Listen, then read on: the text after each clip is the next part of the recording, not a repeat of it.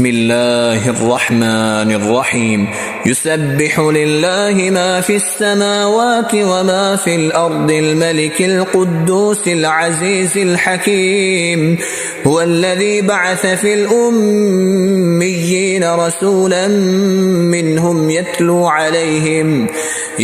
عليهم آياته ويزكيهم ويعلمهم الكتاب والحكمة وإن كانوا من قبل لفي ضلال مبين وآخرين منهم لما يلحقوا بهم وهو العزيز الحكيم ذلك فضل الله يؤتيه من يشاء والله ذو الفضل العظيم مثل الذين حملوا التوراة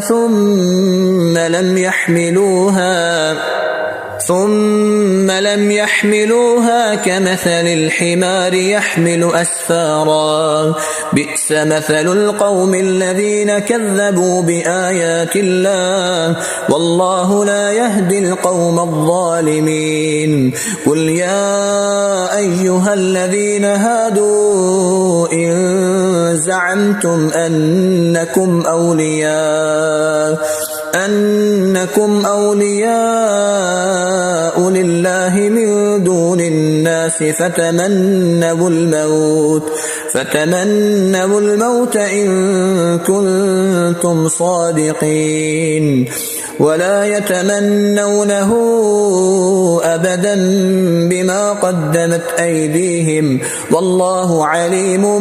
بالظالمين قل إن الموت الذي تفرون منه فإنه ملاقيكم ثم تردون إلى عالم الغيب والشهادة فينبئكم بما كنتم تعملون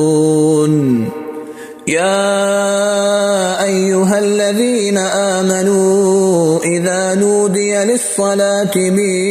يوم الجمعة فاسعوا إلى ذكر الله وذروا البيع ذلكم خير لكم إن كنتم تعلمون فإذا قضيت الصلاة فانتشروا في الأرض وابتغوا من فضل الله واذكروا الله كثيرا لعلكم تفلحون وإذا رأوا تجارة أو لهوا انفضوا إليها وتركوك قائما قل ما عند الله خير من اللهو ومن التجارة والله خير الرازقين بسم الله الرحمن الرحيم تبارك الذي بيده الملك وهو على كل شيء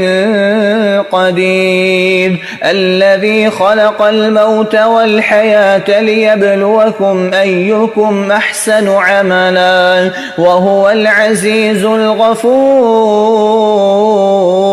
الذي خلق 7 سماوات طباقا ما ترى في خلق الرحمن من تفاوت فارجع البصر هل ترى من فطور ثم ارجع البصر كرتين ينقلب إليك البصر خاسئا وهو حسير